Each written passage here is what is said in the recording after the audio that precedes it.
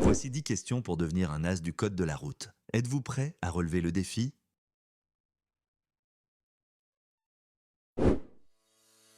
J'avance jusqu'au véhicule devant moi. Oui, réponse A. Non, réponse B.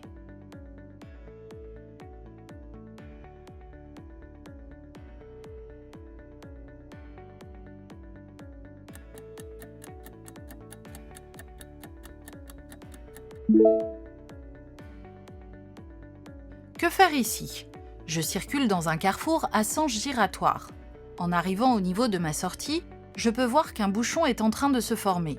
Pour ne pas bloquer les usagers se trouvant sur ma droite, je m'arrête juste avant leur entrée. Ainsi, ceux qui souhaitent prendre une autre direction pourront s'insérer dans l'anneau. Bonne réponse, B. Pour laisser tourner le camion, la voiture s'arrête ici, réponse A, s'arrête au niveau de la ligne stop, réponse B.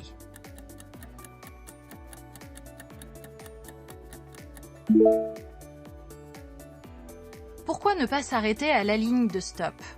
Le gabarit du camion l'oblige à circuler en partie sur ma voie pendant sa manœuvre. C'est ce qu'on appelle le porte-à-faux. Pour limiter le risque d'accident, je m'arrête avant la ligne. Bonne réponse, A. Next level. Je serre à droite de ma voie. Réponse A. Je ralentis. Réponse B. Je maintiens mon allure. Réponse C. Je klaxonne. Réponse D.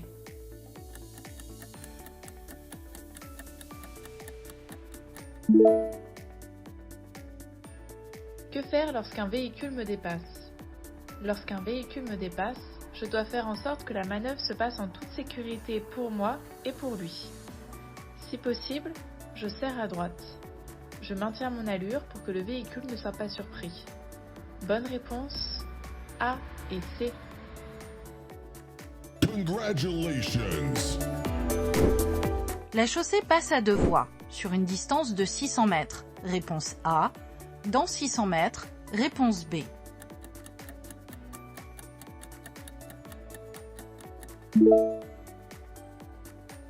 Qu'indique ce panneau?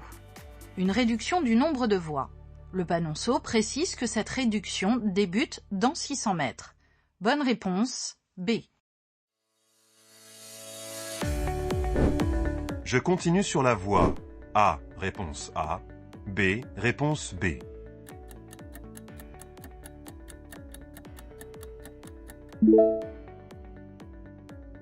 Où aller ici?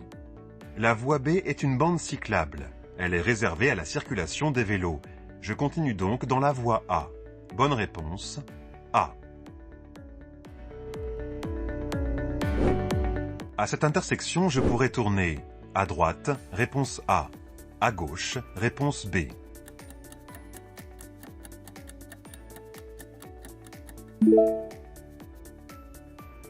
Qu'indique la signalisation? Le panneau sous le feu m'indique une interdiction de tourner à droite. Je peux tourner à gauche ou continuer tout droit. Bonne réponse, B. S'arrêter sur une bande cyclable est interdit. Oui, réponse A. Non, réponse B. Est très gênant. Oui, réponse C. Non, réponse D.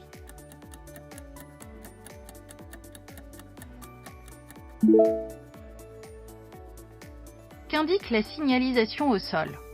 Le marquage délimite une bande cyclable. Cet usager gêne donc la circulation des cyclistes. Ce stationnement est donc gênant et interdit.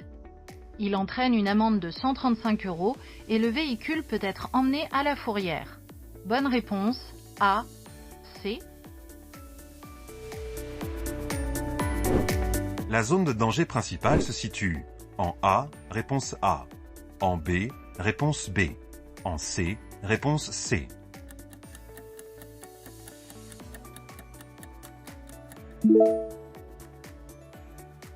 Quel est le risque principal ici? Je circule en agglomération et un bus est arrêté sur la chaussée, à ce qui semble être un arrêt de bus. Sur ma gauche, je peux voir un piéton me tournant le dos et s'approchant de la chaussée. Il s'agit du risque principal. Il se peut qu'il ne m'ait pas vu et qu'il risque de traverser juste devant moi. Je ralentis pour anticiper. Bonne réponse, A. Je vais sur la voie de gauche. Oui, réponse A. Non, réponse B. Je reste sur la voie de droite. Oui, réponse C. Non, réponse D.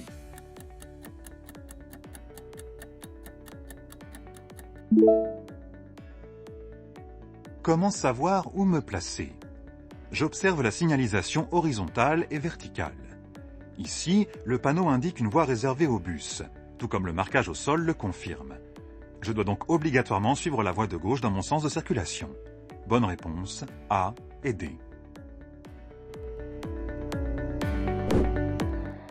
Dans cette situation, je freine fortement, réponse A. Je freine légèrement, réponse B.